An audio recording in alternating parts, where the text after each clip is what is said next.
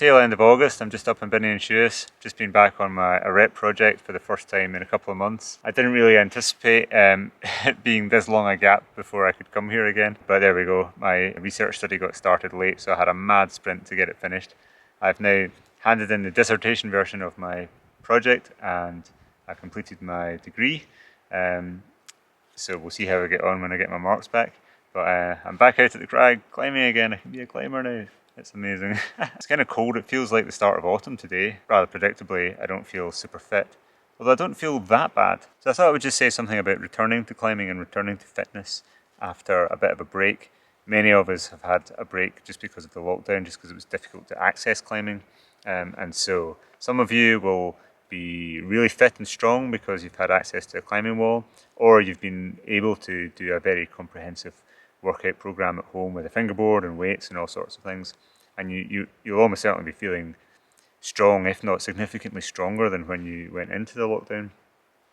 But for some of you that might not be the case, and you may just have not much stamina, or you might not be fit at all. The key thing, as always, is that rock climbing is a technical sport, so I'm just trying to get out on the crag now, trying to regain some climbing skill, familiarity with the rock and rock movement, and I'm also trying to gently build up the volume and intensity of the climbing I do. I've had a handful of sessions in my own climbing wall over the past week since I handed in my work. Unsurprisingly, after putting in like a couple of months straight of 16-hour days, I was kind of tired. Everyone can only do so much, and if you burn the candle at both ends, you've kind of got to pay for it somehow. So I just did a little bit of training, just a moderate amount in the sessions, quite gentle, quite sort of easier circuits, and a little bit of fingerboard, but not quite the volume that I would normally do. So nothing fancy, just a gentle break back into climbing. And now, a week later, I'm back out at the crag.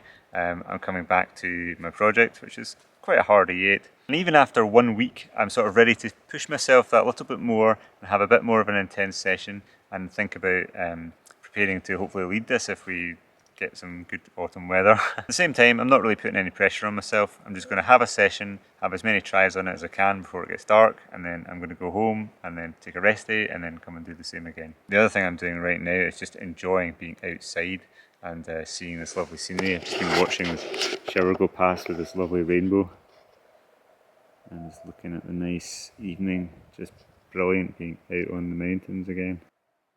Oh, that was brilliant. I just managed to link the whole project in one there. Did that a couple of times in my last session on it at the start of July, and so I wasn't expecting to be able to link it tonight, and although I didn't feel like my power endurance was amazing, my general stamina felt okay. I don't quite know how this can happen, but I felt good, which is good. I'll take it. And I was thinking, ooh, yeah, I feel solid enough that I've got that little bit in reserve, and that's always what you want when you're just thinking about leading a route. So I'm just going to do it one more time just now. It's going to get dark soon. It's Sunday morning. I'm just meeting a climbing partner shortly to go up to Binny and Shoes, which you can see behind me there. Unfortunately, on the way down, it's been drizzling a little bit, so I'm not sure if it's going to happen today. We'll see. I mean, there's like spots of sun and spots of drizzle, so this may be a false start. But we'll go up, well, if the rain stays off, we'll go up and take a look, and perhaps I might get on the lead today on this project. It's always the way with climbing projects, especially in Scotland, where you can't really anticipate leading them because it might just rain on you and you might have to wait till tomorrow. But it's kind of good because sometimes it actually takes the pressure off. Not that there's any real pressure.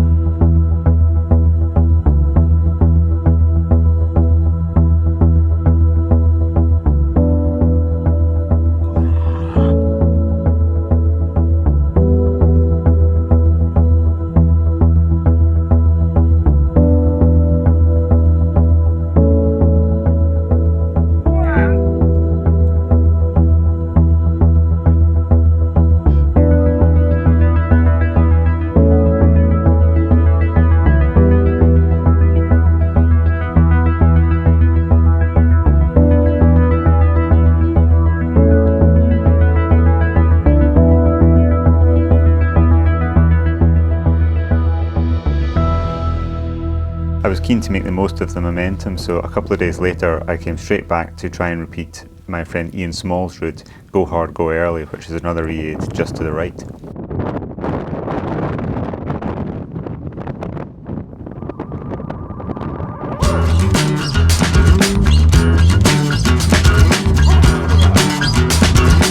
After getting really cold putting the gear in, I came down, had a quick rest, warmed back up again and went for the CRUX.